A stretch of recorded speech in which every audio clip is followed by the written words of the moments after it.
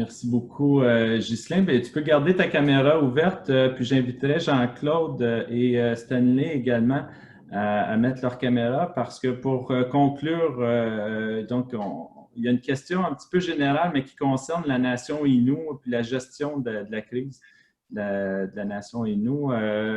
Comment ça s'est fait de façon, de quelle manière la gestion s'est faite de manière particulière de ce que faisait le gouvernement du Québec et comment on gère une telle crise pour une nation qui est divisée, dans le fond, sur un grand territoire en plusieurs communautés. Donc, c'est la question qu'on a pour vous, messieurs de la nation Innu. Aujourd'hui, on a l'avantage d'avoir Internet, ce que nos ancêtres n'avaient pas à l'époque. Je pense que on a profité de ce moyen de transport-là virtuel, de pouvoir se réunir de façon quotidienne, partager notre savoir, partager ce qu'on faisait dans nos communautés. Je pense que ça a été un réel succès. Une dernière chose que j'aimerais mentionner aussi, on fait un pas de l'avance aussi parce que la communauté, nous, c'est muni d'une machine d'analyse GeneXpert qui permet de faire des tests pour le COVID. Ça va nous permettre de pouvoir tester nos gens qui reviennent des milieux chauds, c'est-à-dire comme Montréal, comme où je suis aujourd'hui, où le virus circule encore beaucoup. C'est encore très important de protéger nos personnes. Et cette machine-là qui va être basée à Ouachat-Mayotenam, va desservir les communautés Innu. Cette machine-là, après la pandémie, elle peut nous servir pour dépister la tuberculose, la HIV, la gonorrhée, le chlamydia. Donc, on va développer une expertise, on va développer des compétences au sein de nos communautés qui vont perdurer à travers les crises. Et j'espère que le fait d'asseoir le provincial, le fédéral et les communautés ensemble va perdurer. Et je pense que le provincial a commencé à connaître un peu plus les Premières Nations depuis cette crise-là. On a commencé à se parler, on a commencé à se connaître. Et je pense qu'il va y avoir des résultats très positifs qui vont rester et qu'on va devoir peut-être forcer pour que ça reste, pour que le provincial, le fédéral et les communautés se parlent pour le mieux-être de tous les membres des Premières Nations. Donc, ce que je pourrais ajouter un peu au niveau de l'expérience que nous avons vécue, ce que je peux vous dire, c'est qu'on a sollicité tout l'ensemble des partenaires à avoir une approche plus humaniste, de façon peut-être plus sensée pour aborder la question de la protection de la vie. Souvent, dans mes activités professionnelles passées, j'ai été appelé à soutenir Chef Picard, d'autres leaders aussi. Et juste vous dire que l'expérience que nous avons vécue, ça a été d'être confronté à des structures de travail qui ont une façon de faire propre à elles, mais qui ont de la difficulté à parler le langage du cœur. On a été confronté à des structures où est-ce qu'on a eu souvent l'impression que il y avait une calculatrice ou des rendements, des impacts financiers. Donc, il y avait l'impression des fois qu'à la place du cœur, c'était une calculatrice qui était présente. Donc, je pense que les valeurs humanistes, c'est ce qu'il fallait utiliser pour être capable d'avancer adéquatement dans l'aventure qu'on a vécue à travers la première vague. Puis, juste vous dire, c'est qu'au niveau des partenariats, la complémentarité des actions qu'on a mis en place, on a sollicité l'ensemble des partenaires provinciaux, fédéraux. Puis, c'était des demandes qui ne nécessitaient pas nécessairement des investissements en argent. Ça prenait juste un peu de bonne volonté de vouloir discuter, coopérer, de trouver des stratégies complémentaires entre ce qu'on peut faire au niveau local et ce qui peut être fait dans le réseau à l'extérieur. Parce que, les services spécialisés, surspécialisés se retrouvent souvent dans le réseau de la santé au Québec.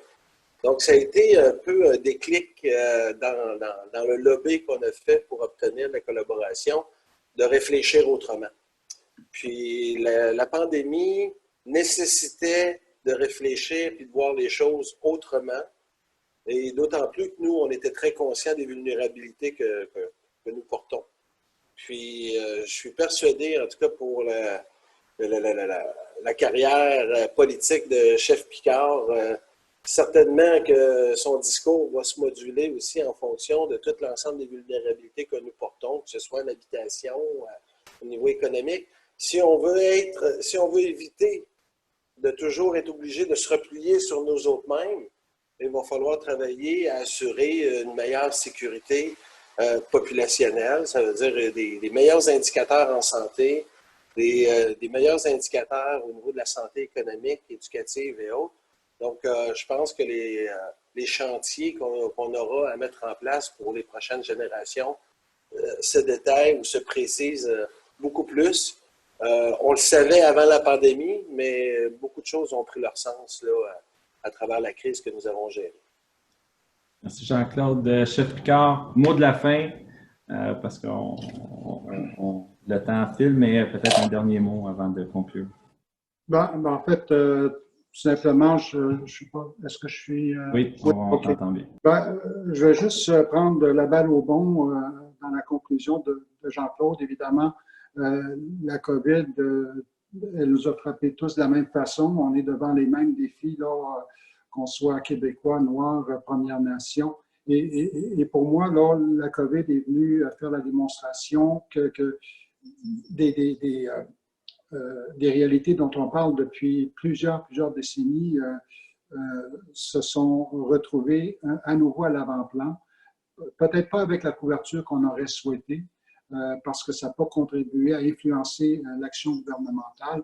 Mais ceci étant dit, il n'en demeure pas moins que la COVID est venue amplifier les difficultés que nos communautés vivent au niveau du logement. Alors, ça fait, écoutez, c'est en 2000, la première fois où on a vraiment déclaré officiellement que le surpeuplement de nos communautés était une situation de crise. Donc, ça fait déjà 20 ans. Et est-ce que ça va prendre des crises comme celle qu'on vit actuellement pour éventuellement, pour qu'on puisse assurer le rattrapage qui est nécessaire? Parce que, je veux dire, l'autodétermination et son discours sont complètement vides si on n'a pas les moyens pour assurer la mise à niveau nécessaire sur le plan social, sur le plan économique. Je pense que politiquement, on s'en tire relativement bien, même si on répète toujours le même discours, mais je pense qu'à la base, là, ça prend ça aussi au niveau de nos communautés. Mais ceci dit, là, je remercie les panélistes ce matin parce que je pense qu'on a fait un bon survol là, de toute je veux dire, en marge de la crise, des difficultés ou des défis qui se présentaient à nous. Et encore une fois, là, je veux mettre en évidence là, les actions tant politiques que techniques au niveau des communautés là, qui ont réussi à bien s'en tirer en dépit de moyens qui sont extrêmement limités, même encore aujourd'hui. Et on a réussi quand même à engager les gouvernements à travers leurs propres institutions au niveau régional, parce que c'est là qu'on a vraiment réussi à avoir l'influence nécessaire. Donc, en terminant, sur le racisme, la discrimination, l'objet de la lettre ouverte, c'est finalement pourquoi, je veux dire, se limiter à une action gouvernementale qui, jusqu'à maintenant, a fait la démonstration qu'elle n'est pas capable de livrer des résultats. Et je pense qu'on puisse s'interpeller entre sociétés va sembler sans doute beaucoup plus porteur, parce que c'est vraiment là que les phénomènes de racisme et de discrimination se vivent. Donc, c'est un appel qu'on fait de façon très, très générale dans l'ensemble de la population québécoise. Merci. Merci beaucoup, Chef Picard. Effectivement, on a fait un bon tour de table. Je dirais qu'on a à faire un regard holistique pour reprendre un terme cher au principe de valeurs autochtones.